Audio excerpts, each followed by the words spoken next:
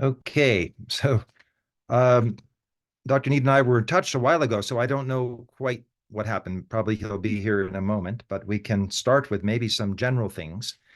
I'll just kind of give an overview of what we hope to accomplish in this meeting.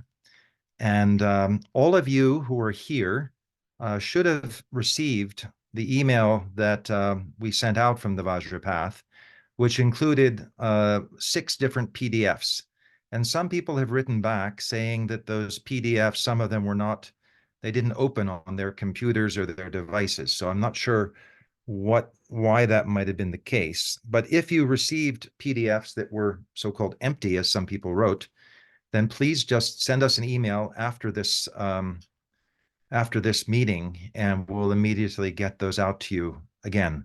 Part of the reason may have been that we had an unusually large number of people that we were sending out things to, and therefore, for whatever reason, they may not have gone through clearly.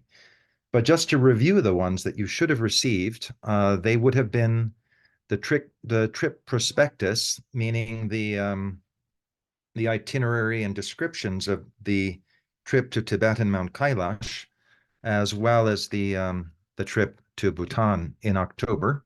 And then along with that was an accompanying document for both the Tibet trip and the Bhutan trip, giving the logistical details and costs and cancellation policies, all of that. So those you should have received. And most importantly, in terms of our discussion now, uh, there were also preparation and packing uh, guidelines for both trips, which were several pages long and which may answer a lot of the questions that you may bring up today.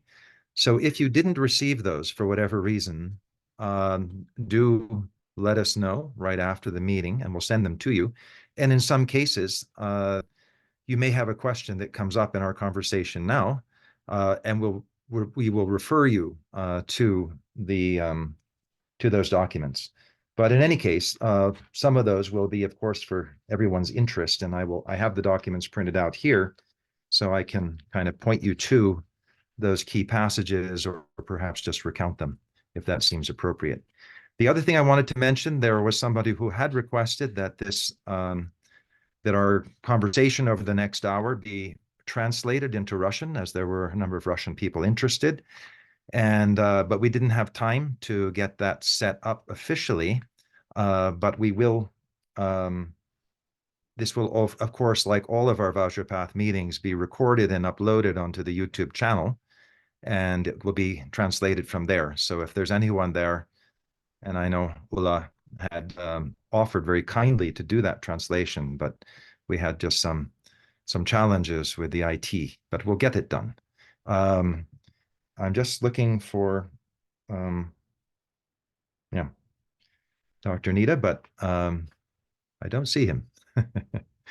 Okay, so the basics of the this is, and I don't know if there are people there, since we have quite a few people already on the Zoom.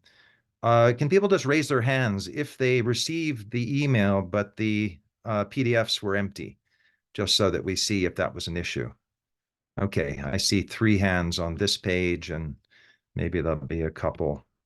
Um, so in other words, I'm not going to send them out to everybody again. So it doesn't mean that if they were empty, and I know there was one person um, who did write to me and said that.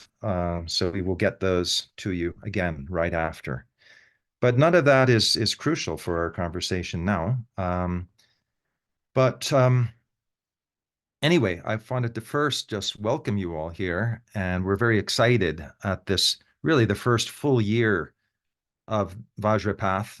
We had, of course, launched it last year, but this year, we have these 2 journeys, one to Tibet and Mount Kailash, and one to Bhutan, which are essentially the the last 2 kind of living Vajrayana Buddhist countries in the world, regions in the world. Of course, Nepal is as well. But something, hold on, I have to see somebody's hand. Um, Turid, I think you had a question. Was that something? Anyway, I wanted to say my PDFs were empty too. but it took me a Okay. while to figure out how to raise my hand. So sorry. Okay. Very, very good. No problem. Good. And if anybody has a direct line to Dr. Nida, I don't know. We certainly had the time very clear. But if anybody also could I just wants saw to. him join, so I think he's there Oh, now. okay. We're very good. Okay, And then we're also, fine. if you need German translation, I can provide that. That's wonderful, Tord. Thank you. I think we're fine for now. But as I mentioned, the session will be recorded, so we will uh, be able to translate it later for other people who will want that in either Russian or German or any other language. Just to review, Dr. Nida, if you're there, we just basically introduced. Yeah, I'm here. What, I'm here. Sorry, a okay, bit late. wonderful, wonderful, wonderful, wonderful. Good. So yeah, as I said, we're very excited that all of you are here and interested in what Vajrapath offers in terms of these extraordinary journeys to the living cultures of Vajrayana Buddhism, in this case, Tibet and Bhutan. Next year, we'll be going, for example, to Mongolia and looking at Vajrayana as it evolved and transformed on the Silk Road.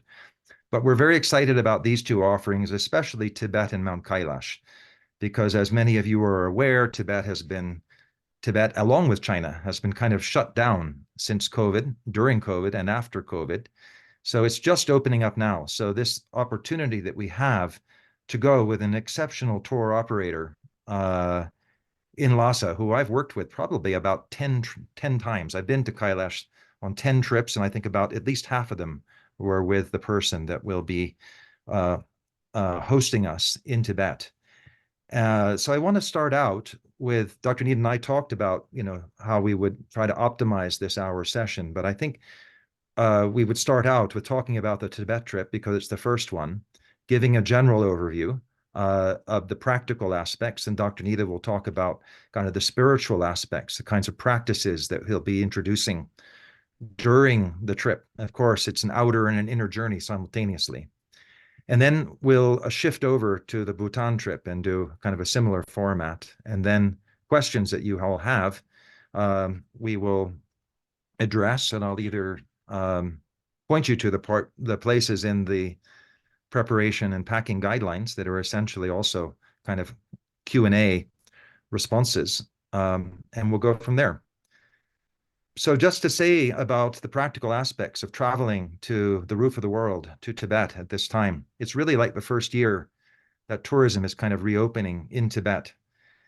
And as I said, we're working with an exceptional tour operator who I've worked with on many occasions, and he's worked with some of the top, with National Geographic and others. So we are completely confident in the services that will be rendered. And some people have also asked, why is this trip, either longer or, there are lots of kind of bucket trips to Kailash, but they're not what we're doing. We stay at the best most of the trip because of the nature of the territory, as you will have seen from the trip prospectus, will be camping.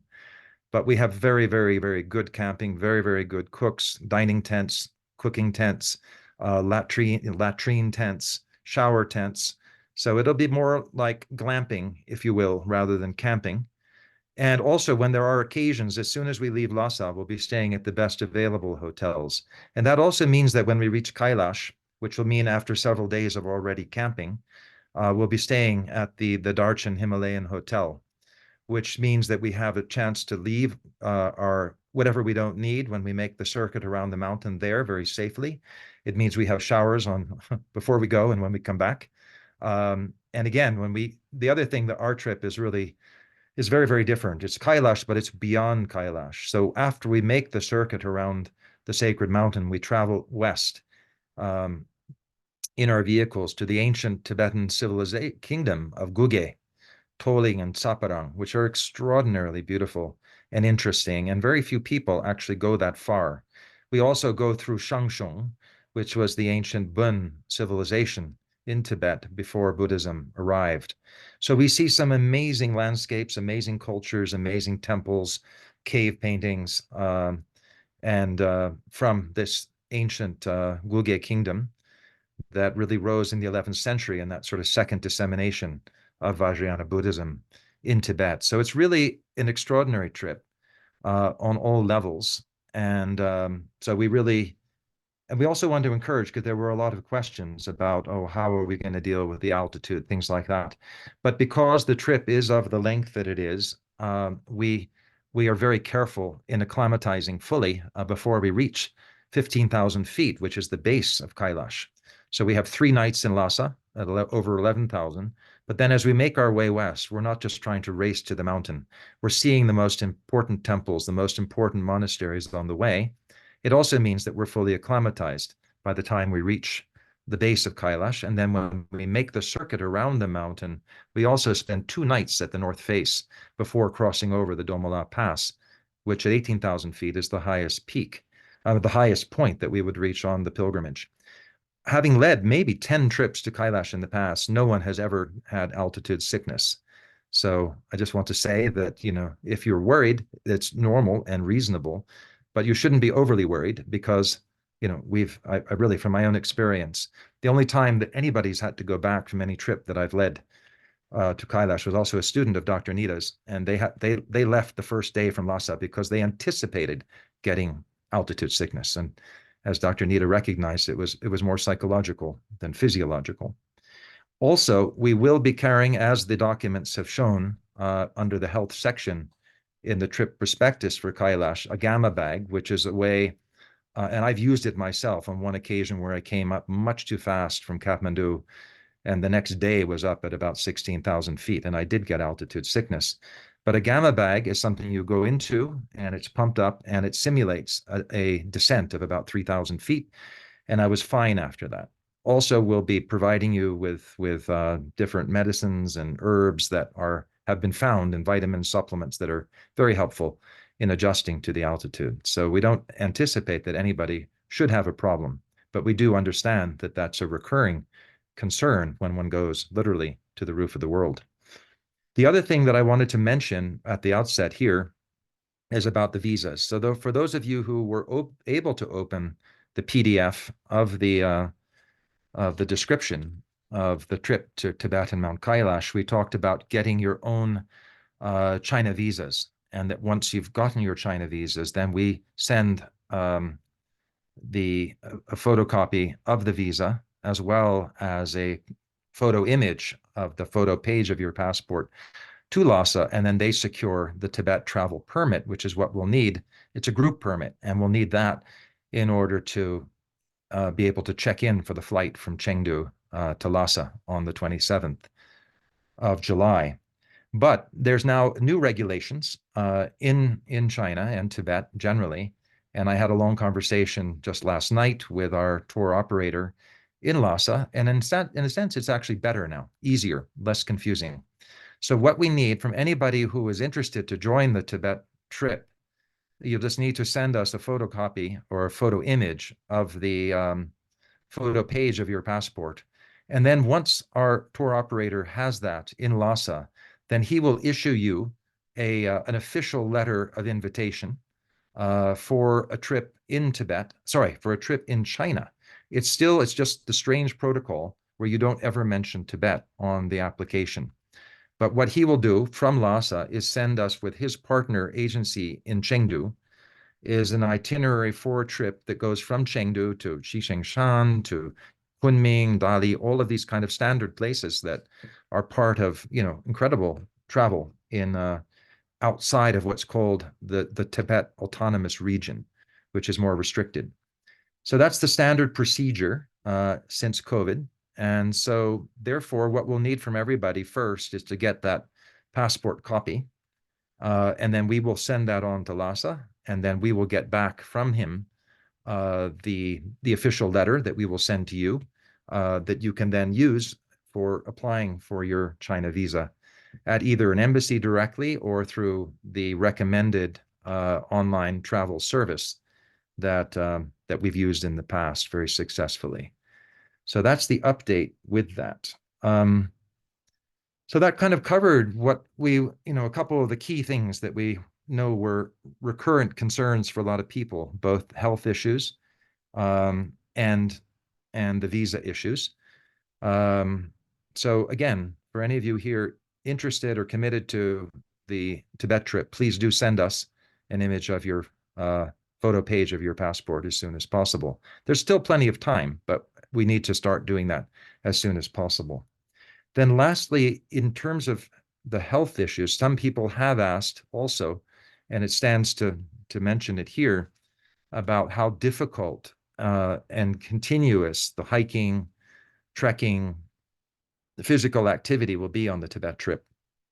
So I just go over that briefly, and then I will turn it over to Dr. Nida to talk about the inner journey that will happen simultaneously. But in terms of the outer journey, we will be 3 days in Lhasa, as I mentioned. We will do an acclimatization hike there, a very beautiful route between two different monasteries with a picnic lunch in between. So we already start adjusting to the altitude when we're there. And also to just feeling it out. So people will have, be able to hike at altitude, see how they feel. But then after that, we have basically 2 days where we'll be driving westward through these incredible landscapes as well as the templescapes of the Hyundruk and then headed over the Karula Pass into Gyanse, which has an amazing set of ancient temples and monasteries connected to the Pelko Chöde monastery. So for 2 days, then we kind of have a break as we climb higher, and then we'll be camping after a town called Saga. All of this you'll see in the trip description. And then from there, we camp at Lake Manasaravar, which is the lake of the mind, Manasaravar, at the base of Mount Kailash. Incredible place, very, very powerful pilgrimage spot in its own. And we'll camp there. And then the next day, we'll get up to, and we'll walk some distance around the lake and visit this amazing monastery temple, which is considered to be the last place in Tibet that Padmasambhava practiced at before he left Tibet. An amazing spot, and it's a cave also where Yeshe Tsogyal practiced. So all along, as Dr. Nida will explain, we'll be integrating inner practices with the outer journey.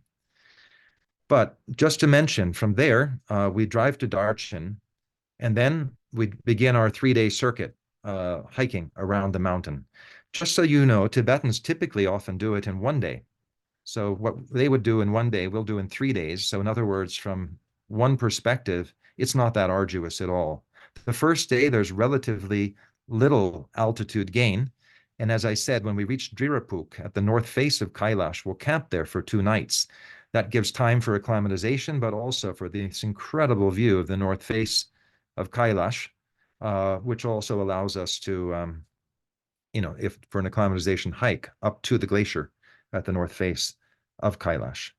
And then we have the day where we cross the pass, which is for sure the hardest day, but not inordinately so. And then the third day is a relatively easy hike out. And then we drive westward. And we have, of course, hiking and extensive exploration of the cave temples and monasteries connected with the Guge kingdom. But it's not overly arduous, any of the hiking, except for the one day, you could say, going over the pass. And I just want to mention, and I'll turn it over to Dr. Nida, is that some people have chosen, including my mother, I should mention, who came on a trip to Mount Kailash when she was turning 80 years old. And she told me that, it might be difficult for her to hike all the way to the top of the pass, but there's a common, there'll be nomads there with horses and yaks, and one can hire for a very reasonable cost to ride a horse to the top of the pass. But I told my mother, who again was about to turn 80, that the horse will only take her to the top of the pass. She'd have to walk down the other side. She said, well, that's no problem, which is exactly what she did. And of course, I couldn't keep up with the nomad and the horse or my mother. And so she reached the top of the pass on her own and she walked down, not speaking a word of Tibetan, but I found her, at the camp at the end of the day, sitting drinking tea at the camp table, saying, what a fantastic day she'd had and how all these elderly, Tibetan momolas and bolas, meaning grandfathers and grandmothers, had all helped her walk down the pass. And she said it was absolutely fantastic. So I just want to put something in perspective that way to say that, if you are concerned even about your age or your physical condition, that there are ways around it. And that, in her case, it was a grand journey. And that was about 9 years ago that she made that trip. So with that, I would like Dr. Nida to talk a little bit to us about, what we envision for, you could say, the inner journey to Kailash.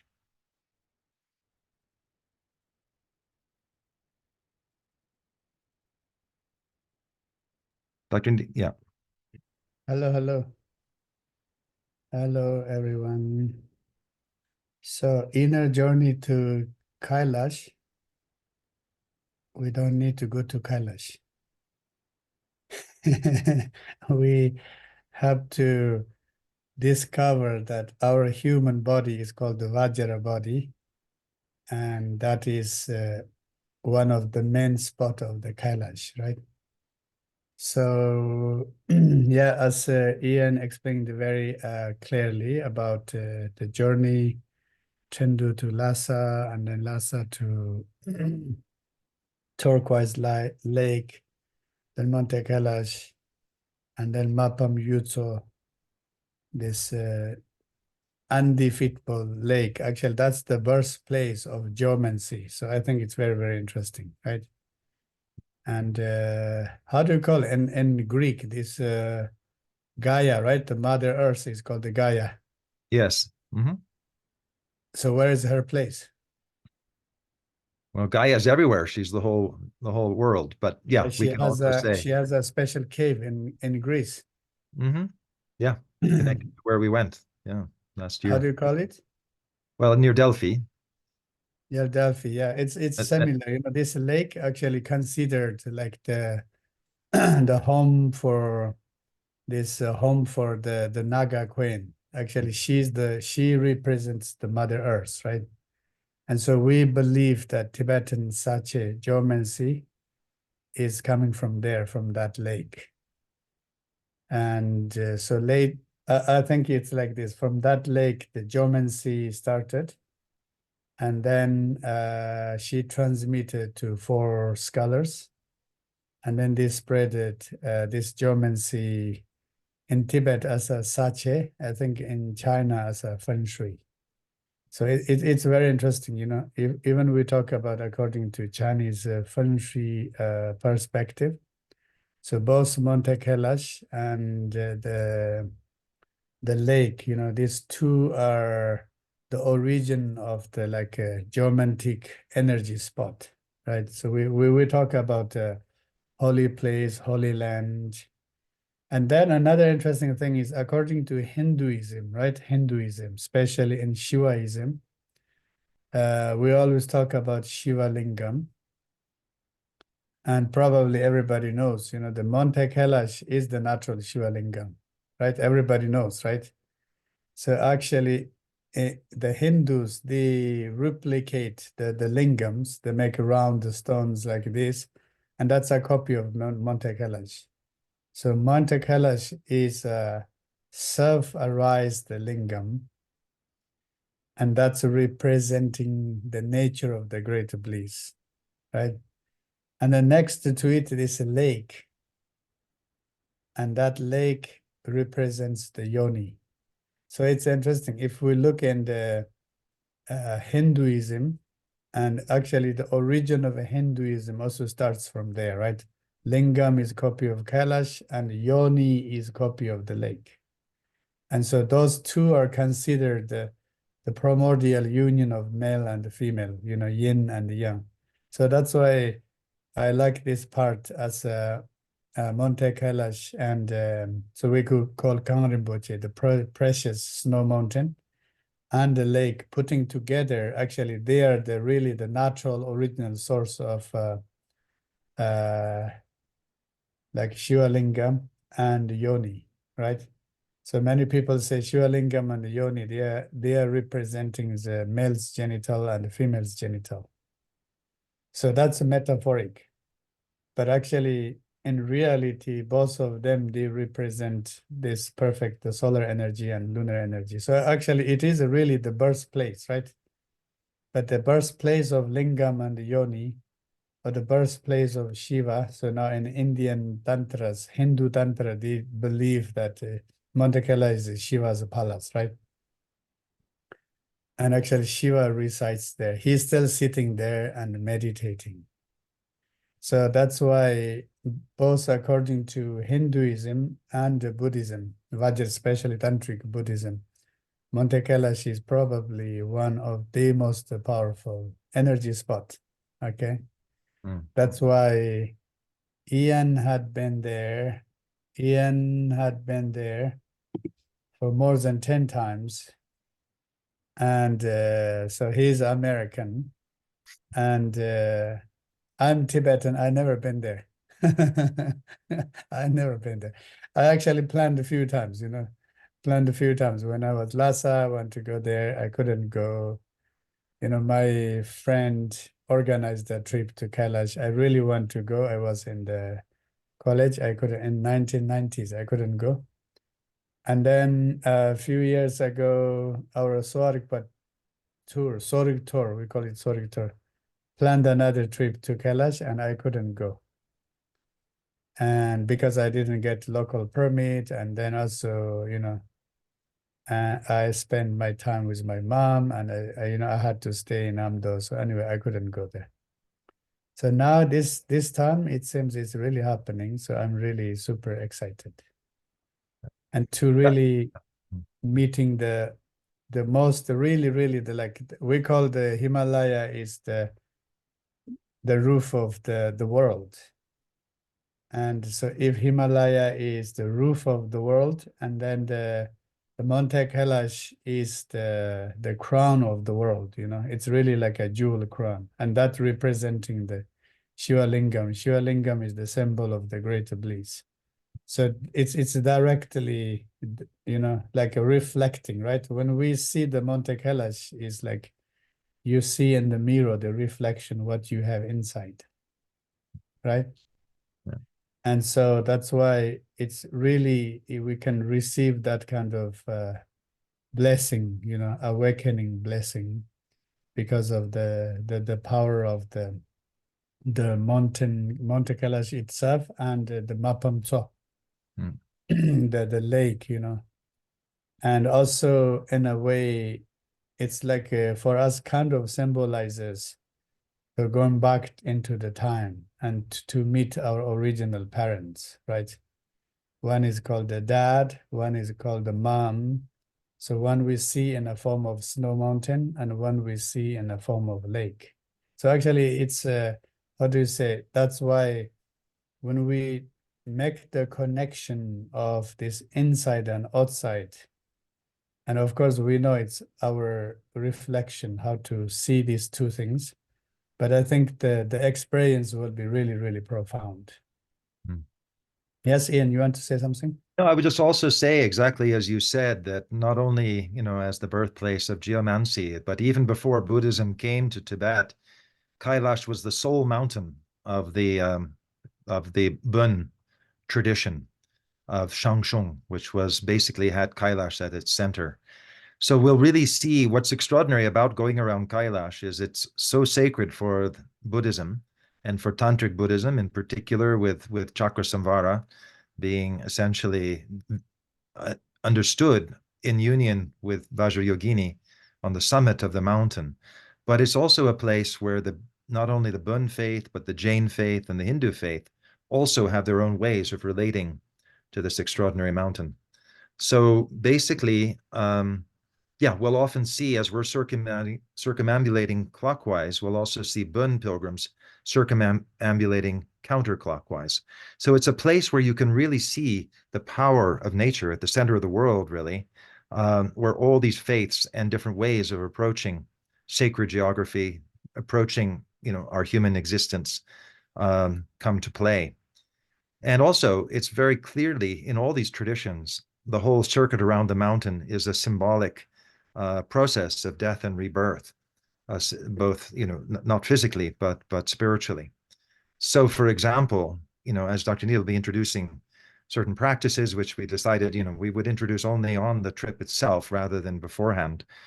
But just to understand that even on a physical level, as you go around the mountain, what we do, we start out at the beginning. There's an ancient cremation ground, a sky burial site. And actually, in the old system of pilgrimage at Kailash, you go to that place and you basically lie down on these blood-stained rocks and then visualize yourself kind of dying. And then you arise and you make the whole pilgrimage around the mountain as if it's a new life. And then there are other stations, other places before the pass, for example, where you again go through a symbolic cemetery where you leave part of yourself behind. So at all of those, and that in order to actually take on a new vision and a new place, the dreams that one has while circling the mountain have been, in my experience and people on the groups, extraordinary. So it really is an act of renewal.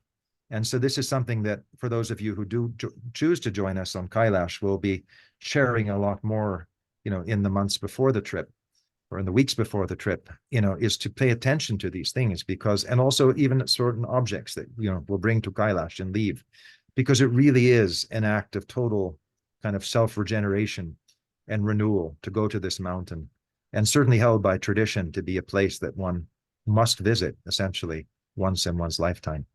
So I also just wanted to mention there before there were a few questions above that I thought we better answer collectively rather than in the chat. One person asked about the turnaround time for a Chinese visa, and that really depends. In my experience, it's usually quite fast. When I've applied in previous years, right now, I don't know. But there's no reason that it should take particularly long. And certainly they will, once you've sent us your passport photo, we'll be sending that to Lhasa. They'll get the letter back to us, and then we get it to you very quickly. So once you have that, you have all the documentation that the authorities would need to make sure, that you're on a legitimate trip. So the turnaround time shouldn't be particularly long, but it is good to start it as soon as possible.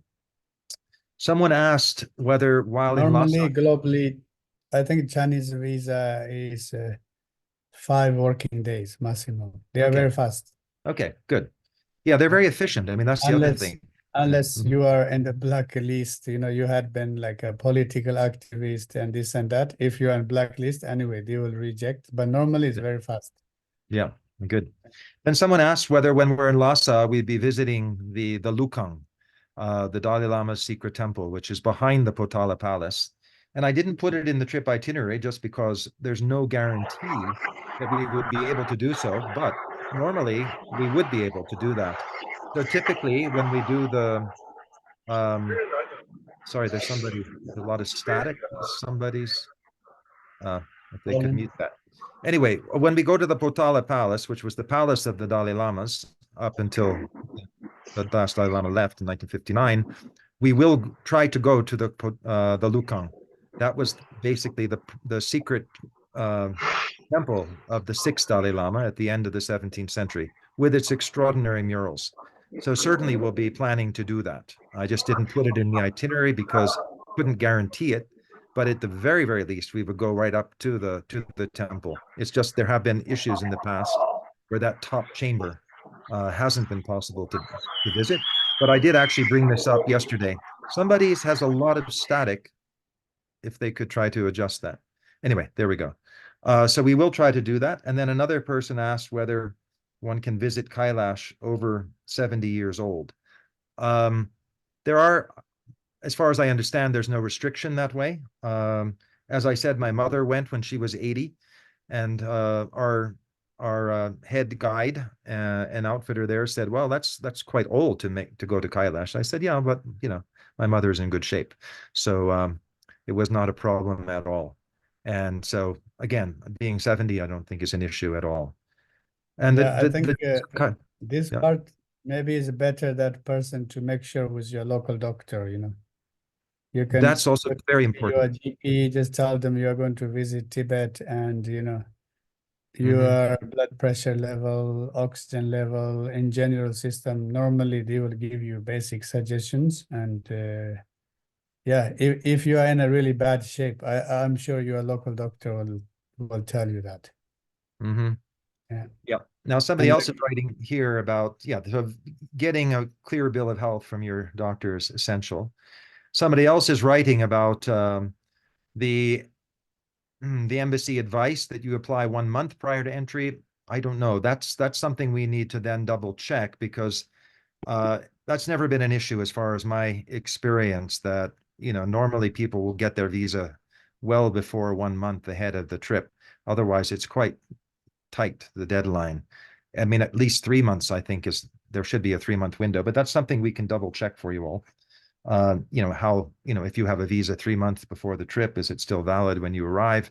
There's no reason to think that it wouldn't be, but we'll double check about that, about visa validity. The other important question here, and that is actually updated information from what you received on the registration and logistics document, where we did have deadlines to submit down payments as well as the final payment.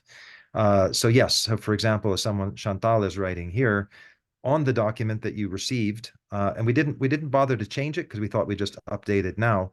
It did say that the down payment should be made by the end of January because that was our hope, that the sooner the better.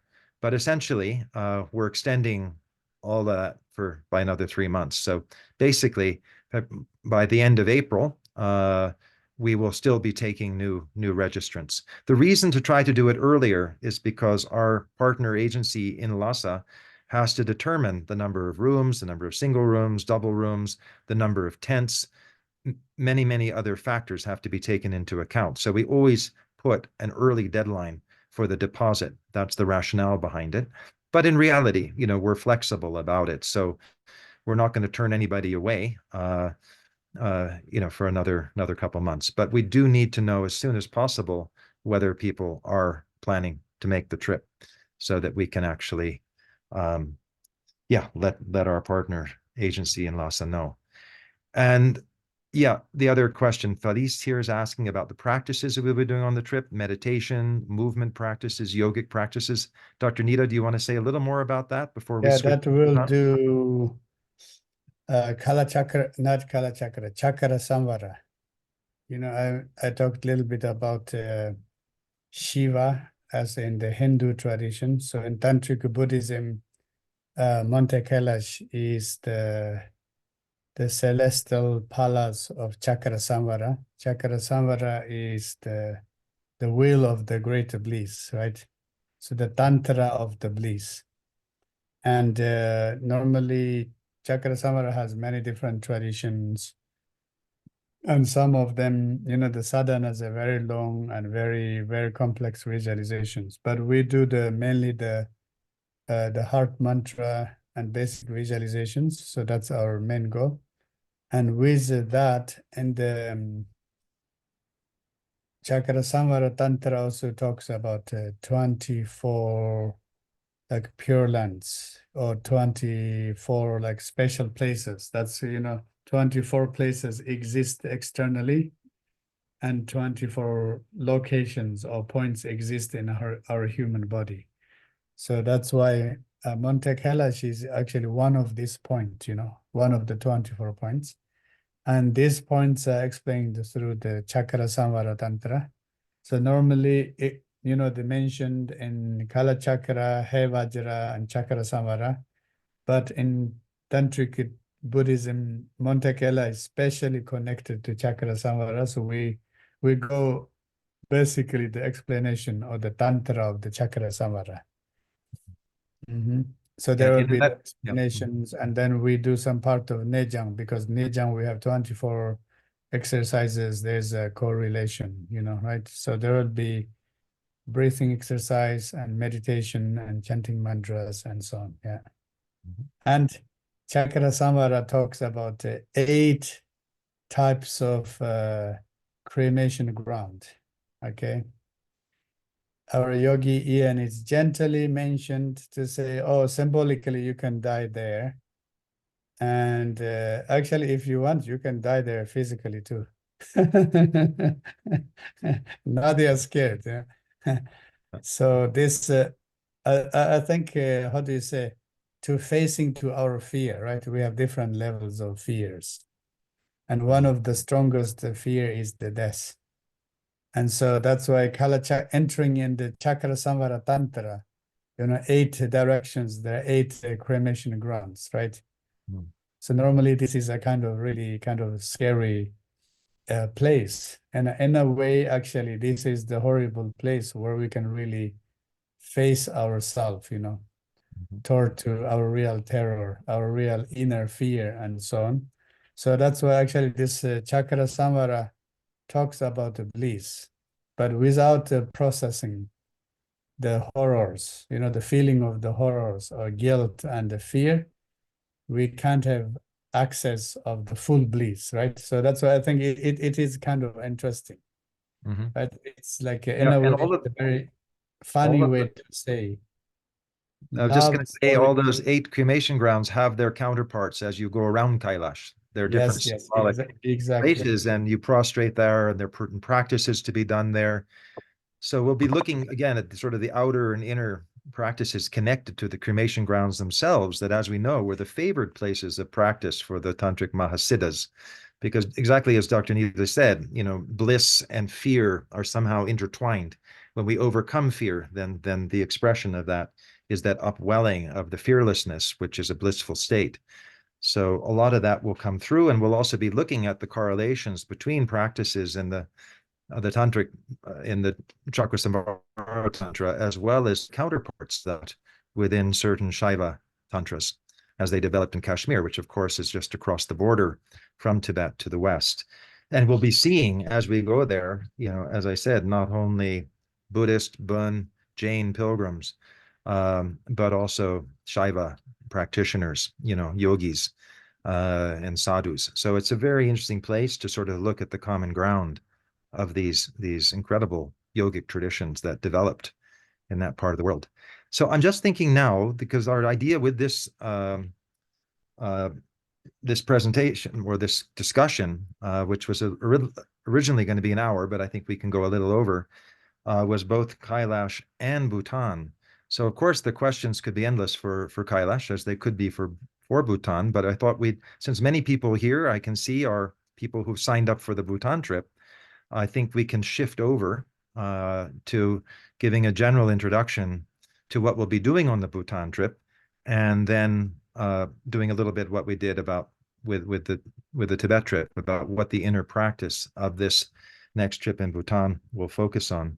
So I'll just start out by just saying, as you see, the Wheel of Bliss is the title for the trip to Tibet and Mount Kailash, and Hidden Lands and Secret Fire is the title we gave for this trip to Bhutan.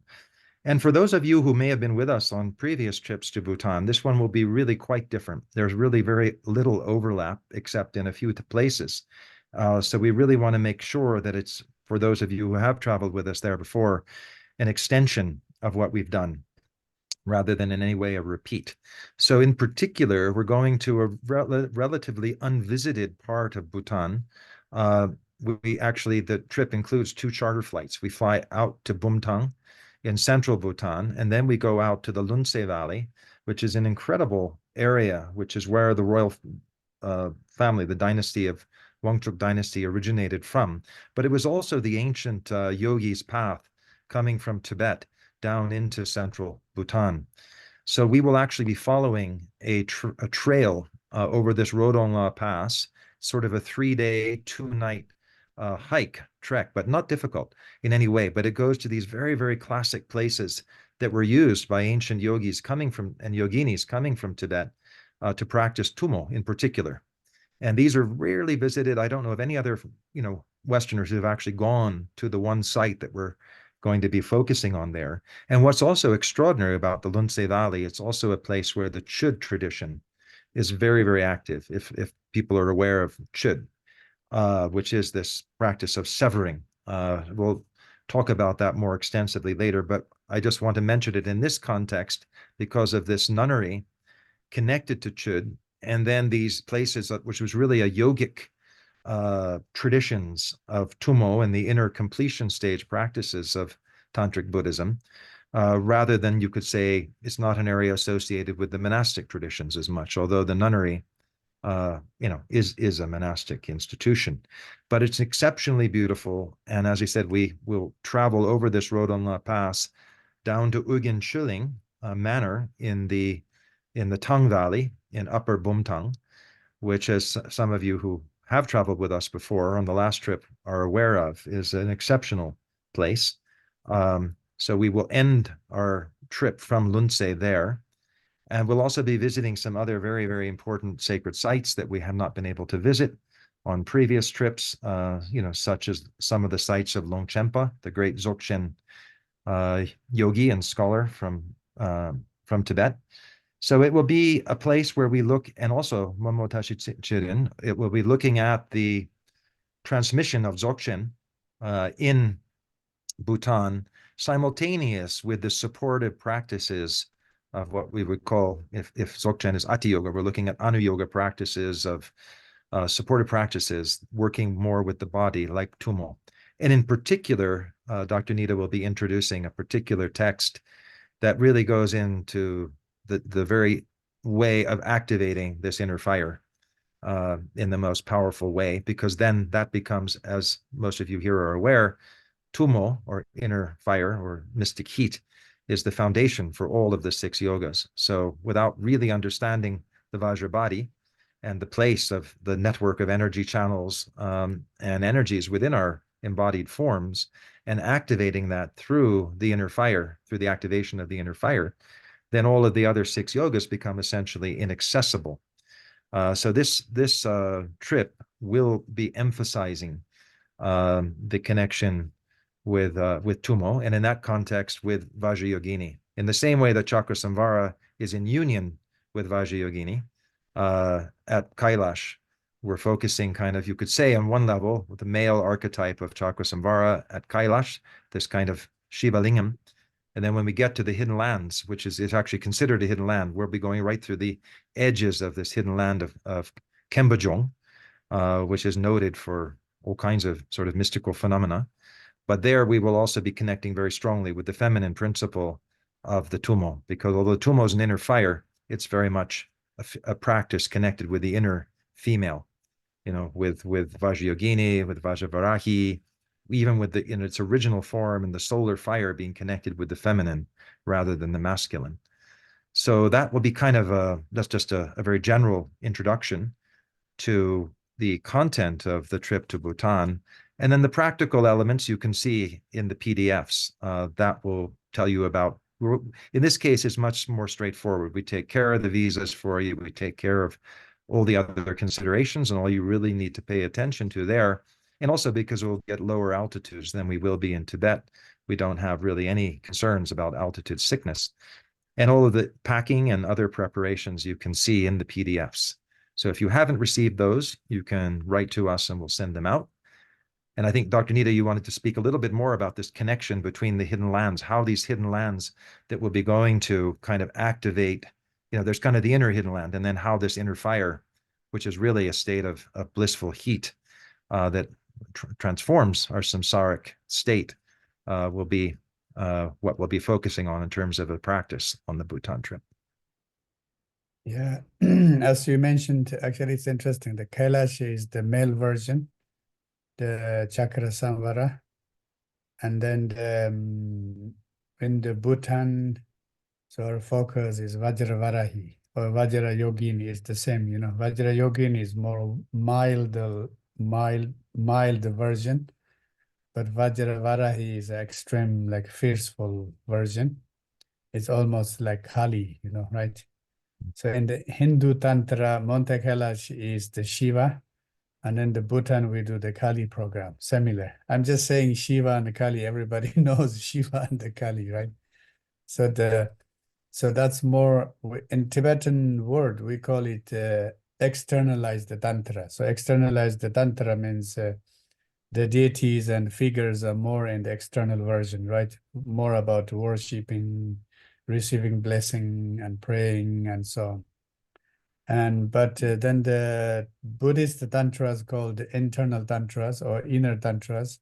So inner tantras are always about discovering our own nature, right? So when we go to Kailash Mountain, we try to discover our inner Vajra bodies, our inner nature, the lunar nature, right? Lunar nature. Normally male is used as a solar, but in this case is lunar nature. Actually, if you know Shiva and Shiva's head, there's a half moon here. And also Chakrasamvara has this half moon. So that male energy is represented at that. And then when we go to Bhutan, we are, talking about the other part of the If it's a parallel universe, is other part of the universe. So that's the solar energy. And that is represented by Vajra Varahi. And if you guys read Ian's book, The Heart of the World, Bemako, that's the hidden land. That's in the form of the Vajra Varahi, right? And the Vajra Varahi is actually manifesting as a hidden land. So in generally, Bhutan and Sikkim, these areas considered the general hidden land. So in these hidden lands, and actually all mountains and the nature is the manifestation of Vajra Varahi. So therefore, again, physically, we are making a physical trip, but that physical trip helps us to realize our inner nature, the wisdom Dakini nature, right? So that's the how do you say, most important. But then the essence is the Tummo. Tummo is the inner blissful fire, right? So once we really, it's like a journey. We do the external journey, we are trekking with the physical body in a real existing place or land. But, that's the external journey. But internally, and we make the inside, the Vajra body journey, So in Bhutan, we will focus our solar aspect, which is represented by the female divine body. And there it's very important that we find the hidden solar energy. So of course, we're not talking about external solar energy. We're talking about the innermost hidden solar energy. And this is the place where our innate bliss or innate joy, start to burn, right? So again, is a kind of, in a way, to really rediscovering ourselves through external travelings. I think this is very important because today we meditate. When we say we meditate at home, and we have a meditation room, or we have a home and this and that. We do all like closed meditations, right? We're all closed up. So we need to go out. Meditation should not be equal to sitting. Meditation should be also moving and walking and trekking, right? And the more externally you move and more internally you are reconnecting yourself. So I think this is actually originally one of our idea. Ian and I, we talked about Vajra Pass and these things, right? Because our today modern people's problem is the disconnection, right? When I say disconnection, you just think carefully. You are thinking about emotional disconnection, right? Mental disconnection with yourself. How much you are disconnected, right? Like many of us, we like to complain about our parents. When we complain to our parents, what does it mean? We are disconnected with our parents. And what does it mean? Actually, parents, they are our original, how do you say, caretakers. If we are disconnected with them, it means in a way we are disconnected with ourselves too, right? And this disconnection is bringing or becoming the base of pain and suffering and unhappiness and misery and so on. So then, this is our like physical, I'm talking our original physical family, physical parents. But then if you go beyond or look at that, our disconnection is with nature. And that is one of the biggest problems. We are disconnected with nature, right? And then we have an internal world, and this internal world has a hope and wish and expectation. And that expectation, okay, I want to have a sunny day. I don't want to have wind. I don't want to have rain. I don't want to have that, this, and that. If everything matches with our expectation, we are happy. If doesn't match with our expectation, we are unhappy, right? And this is also how we start the relationship conflict.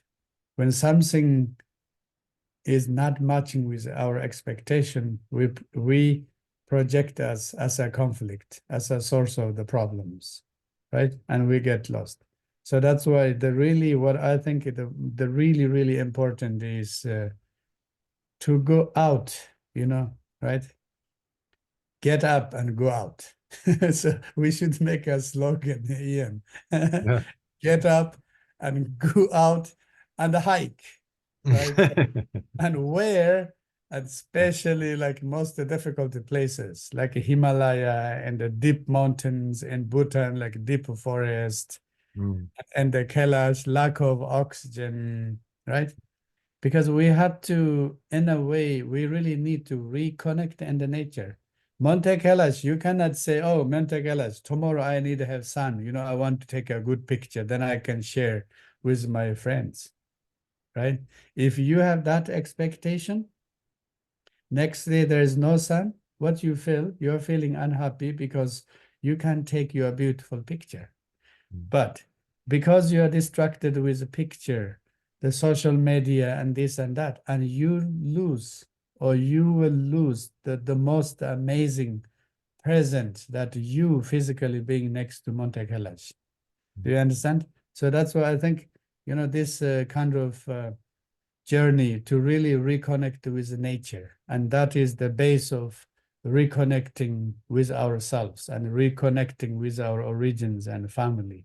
So I see it also a very powerful, like psychological healing process, right? So this is the reason, when Ian and I, we decided the Vajra Pass, it's not just a journey. Okay, there's a travel agency. Many people are going, there's a very nice plan. Okay, we do like this. We really try to we try to explain the things, the living culture, right? The Vajrayana's living culture. We try to explain clearly what culture is about, what culture is talking about, and how this culture is connected with us, It's not only Tibetans or Bhutanese, with all humans.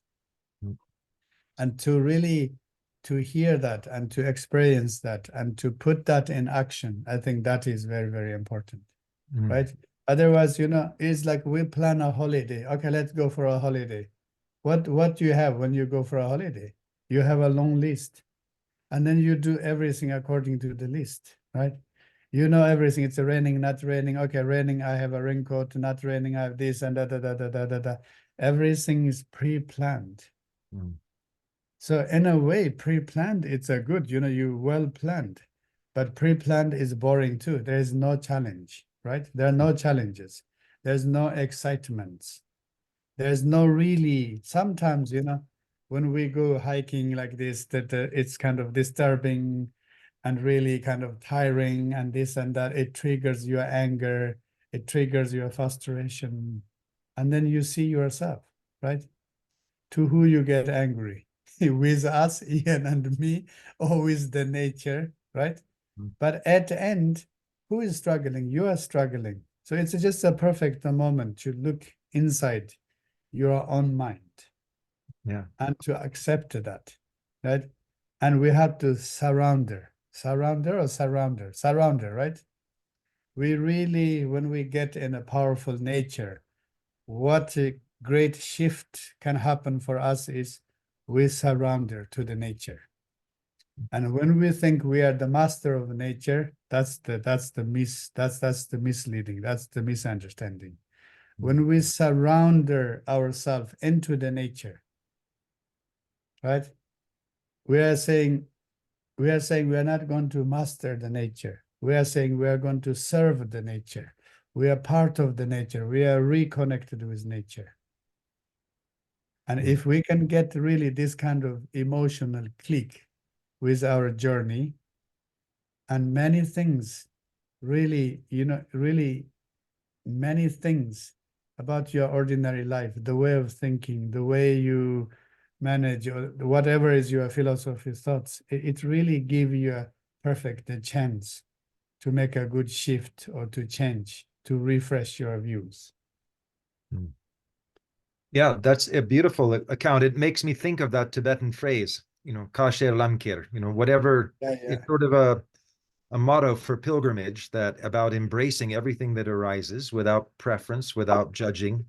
And then you bring that to the path. So in other words, you make your practice a complete openness and embrace of whatever arises. And that's also kind of very connected to the English word adventure, which comes from the Latin word adventio, which means whatever arises. It's about that which comes to us.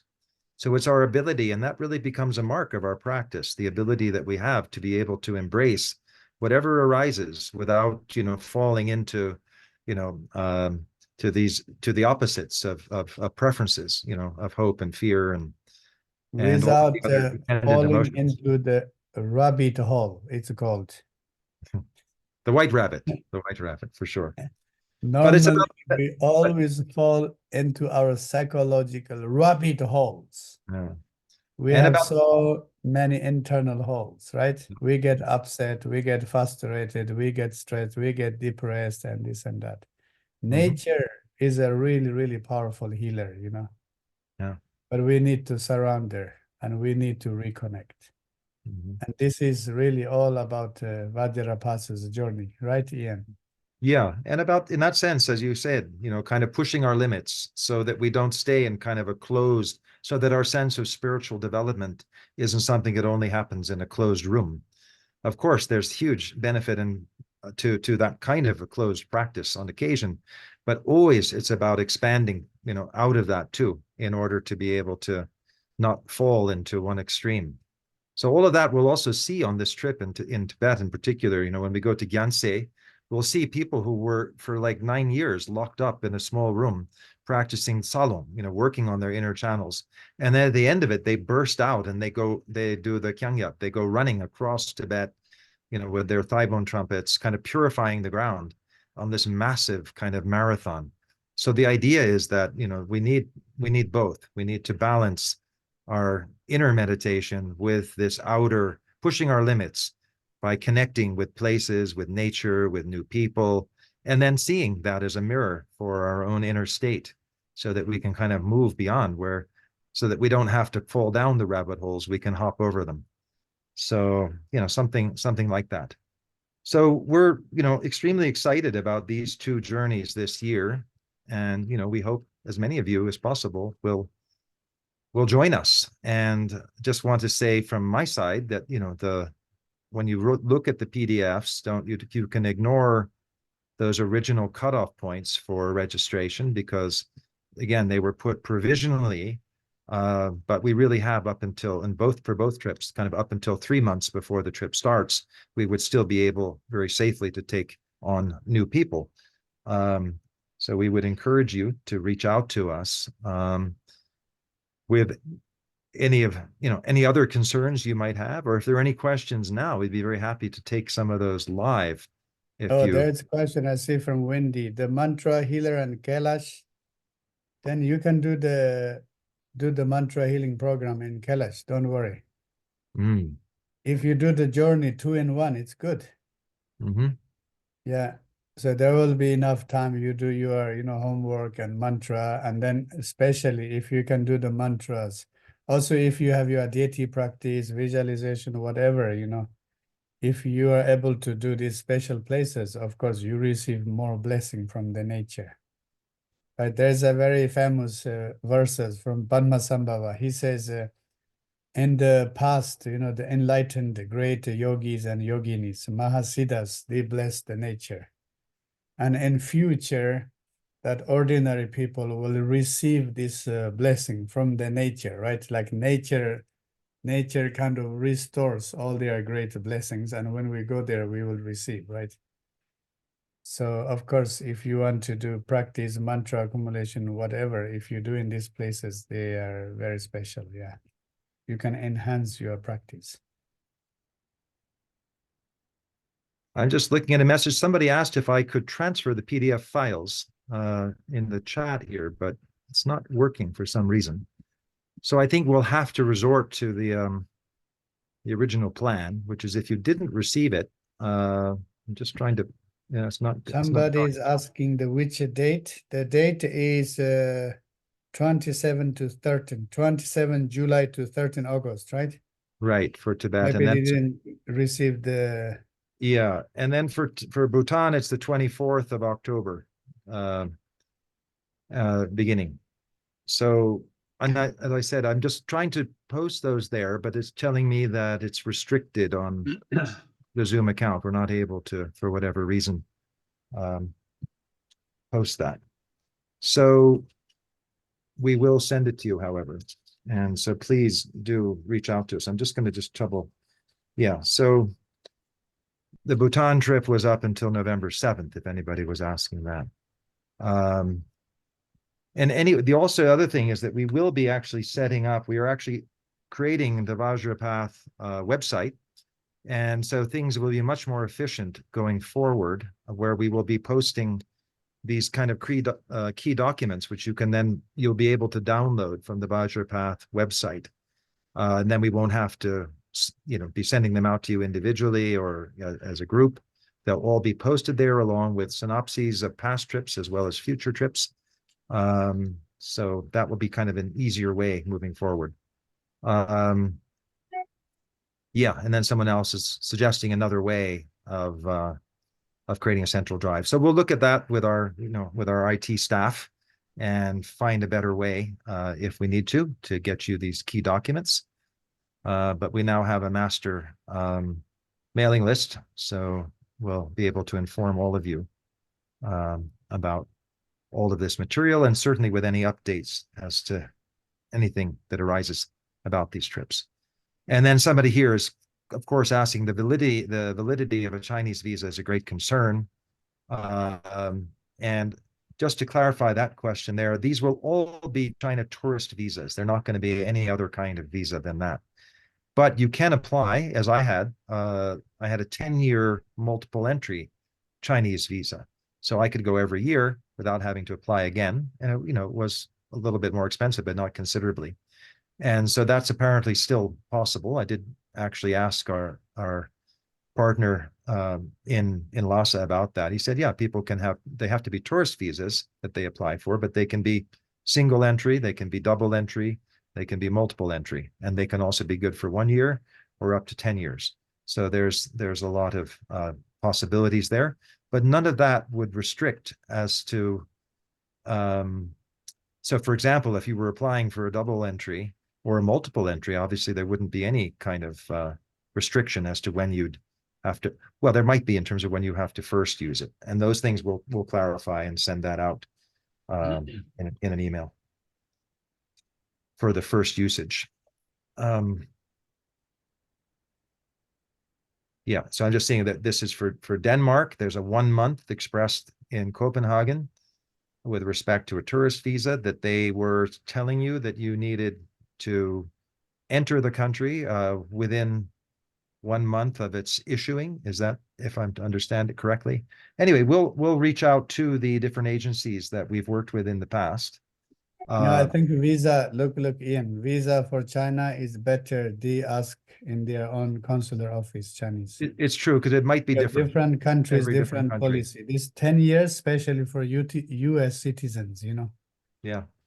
But Yeah. then there are some countries like Italy, Spain, some countries, they can enter for 15 days without a visa. They have new policies. So I think the best is you just check your local Chinese consulate's visa policy. So it's very easy to check that.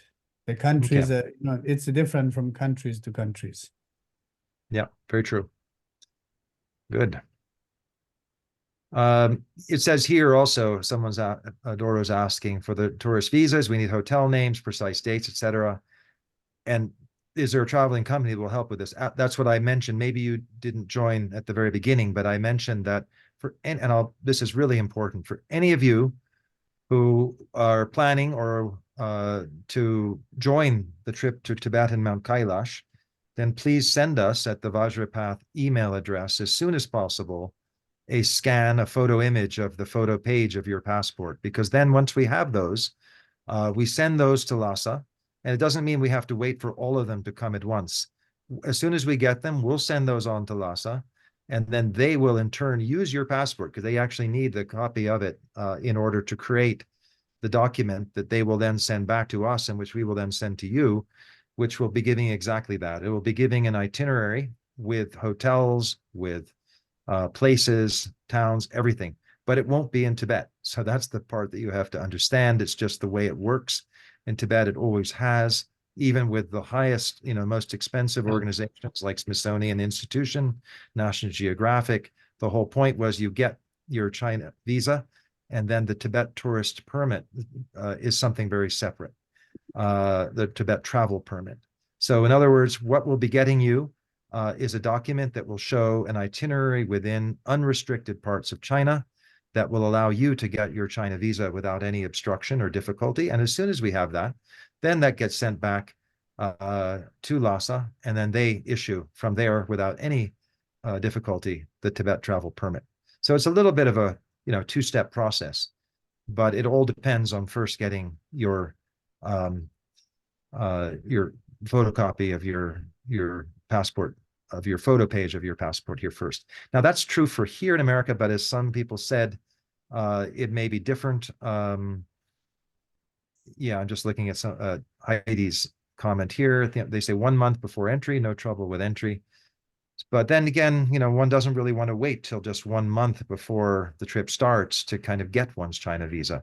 So we will do, I mean, maybe it's different in Denmark, but we'll at least find out from here what is the policy in America. And we can try to find out the same in the UK and in Europe as well.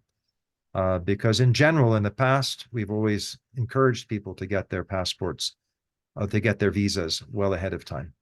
But anyway, that we will send you information on. But we will, in any case, need your passport images for any of you going to Tibet, and the same for Bhutan. But there's more time for Bhutan because that trip's three months later. Any other burning questions at the moment? Is it easy to transfer from TFU to CFU airports?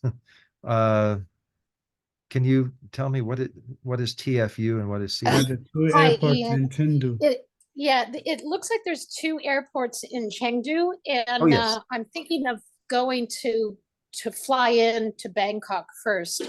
Yep. And then the direct flight takes you to TFU. So then I'd have to catch a bus or something. Are there transfer options Yeah, there? that's not a problem. I mean, I've flown in many times from Bangkok to Chengdu, Okay. with the idea of an ongoing flight to Lhasa. Yeah, I mean, the name of the specific airport that has the flights from Chengdu to Lhasa is indicated in the itinerary. So you just need to be okay. there that morning. Perfect. But it's internal transfer between the 2 airports is not a problem. Perfect. And also there'll be, certainly for everybody who's joining the Tibet trip, by that time we'll have a group list, we'll have a WeChat list, a WhatsApp list, and it'll be relatively easy to coordinate with other people who are flying in from places like Bangkok, for example. Also, in terms of accommodation, there's an incredible range of hotels, obviously, close to the Chengdu airport. And then we mentioned one in the trip prospectus, the Buddha Zen, which is a really sweet place right near some very important Buddhist temples in a very interesting artistic part of Beijing. But it's a little bit far from the airport, so it's only suitable if you're planning to spend more than 1 night in Beijing. I'm sorry, in Chengdu. But otherwise, getting around is easy. There's taxis, there's transport buses, so no worries about that. But we really do emphasize that for people, we will have a fixed flight that, as you know, is included in the trip price from Chengdu to Lhasa and from Lhasa back to Chengdu. But that flight is likely to go. We don't have the specifics yet. It'll go likely before noon on the 27th of July. So we encourage everybody to already be in Chengdu by the evening the night before on the 26th. And before that time, we might give some recommendations of other hotels and things like that. We'll all coordinate, be able to travel together to the airport. But we just wanted to give maximum flexibility for people so that the trip essentially begins at the airport at what will be a designated meeting point. And that's how we've always kind of done it in the past. We just everybody meets at the check-in counter, and we'll give all the specifics for that, well ahead of time. And then we go from there. But that gives people more flexibility in terms of the kind of accommodations they want in Chengdu, whether they want to go early to acclimatize just in terms of time zone jet lag rather than altitude. And there are a lot of interesting places to be seen out of Chengdu as well, some of these Taoist sacred mountains, for example. So all of that, we'll share in subsequent trip updates. But the other important question here, which is very important, to stay longer in Tibet or Bhutan. So staying longer in Tibet right now, I did bring up this issue with our partner there. It's not advised. The Chinese are concerned about individual travelers. Everyone needs to be in a group. And so in this case, we will travel in as a group and we will travel out as a group. Unless things change, I don't see that there's any real flexibility there. However, we will be giving people time during those 3 nights that we have in Lhasa in the beginning, for example, to do some individual exploration. For the Bhutan trip, because the flight into Bhutan is not included in the trip price, that is and now it's gotten much easier than it has been in the past for people to book their own flights into Paro, Bhutan. Before, we always have the agencies do it, but it's a headache for them, and it creates a headache, for all concerned.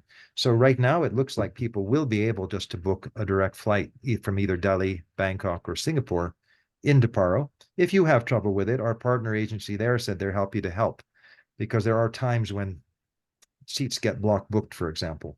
However, because of Bhutan being expensive as it is, if you want to stay, if you want to arrive earlier or to stay longer, that's something we'd put you in touch with the local agency, and they would have to. It's just by regulation in Bhutan, you have to have a designated guide, a designated driver. You have to pay, the $100 a night sustainable development fee, which is essentially a tourist tax, as well as the cost for your hotels, your meals, etc. So it's expensive. There's just no way around that. But if you did want to stay longer, we can certainly help to set that up for you. Yeah, we under special circumstances. I think, it's doable. That's the thing. Yeah. And also in Tibet, what we are talking is the TAR, Tibet Autonomous Region. That's the central Tibet or West Tibet. To enter there, TAR, Tibet Autonomous Region, TAR. To enter there, we need this travel permit. So we have to go as a group in, and we have to come out as a group out. There's no other solutions. Flexibility. It's not doable at all in Tibet. Mm-hmm. But when you come out from TAR, then the rest of Tibet, like northeastern Tibet, Amdo, in Qinghai province, then part of Sichuan province, eastern Tibet, this part belongs to Qinghai, Sichuan, other provinces, still Tibet, eastern Tibet, northeastern Tibet. These places you can go, no problem. Yeah. And that might be something that some of you would enjoy if you have, time from the middle of August on. And we get back to Chengdu and then can travel by flight or by buses to many parts of what are essentially culturally Tibet, but outside this restricted TAR. Yeah, exactly. Yeah, actually, we are thinking also to plan the eastern and northeastern Tibet trip in future. Yeah. But if you guys are thinking just one trip this time and both central Tibet and northeastern, if that's your plan, actually that part you can do. Yeah. Yeah. Okay, I think that's pretty much. Yeah. And then there is one is Dorje Goto retreat. Yeah, if you are in this mantra program, Dorje Goto retreat, you have to recite special numbers every day. You can do it there. 2 in 1. Mm-hmm. Yep. We'll have plenty of opportunity for that because there are some long distances we have to cover with our bus as we go across the Tibetan plateau. So mantras are always something that we have to recite mantras. But it's amazing because you're doing mantra while looking out at literally across the top of the world. So it's quite spectacular. Yeah. So please follow up with us with any other questions or concerns you might have, and especially follow up with us since I tried to upload those PDFs here on the chat and it just said it's restricted. I don't know why. We'll look into why that is with our Zoom, but we'll get them out to you. Maybe you should resend. Actually, I also couldn't open. I told you, right? Yeah. You mentioned. Yeah. So I'll resend them maybe with a smaller number of people on each sending, and hopefully it'll get through clearly. it was also a lot of documents to send at one time, 6.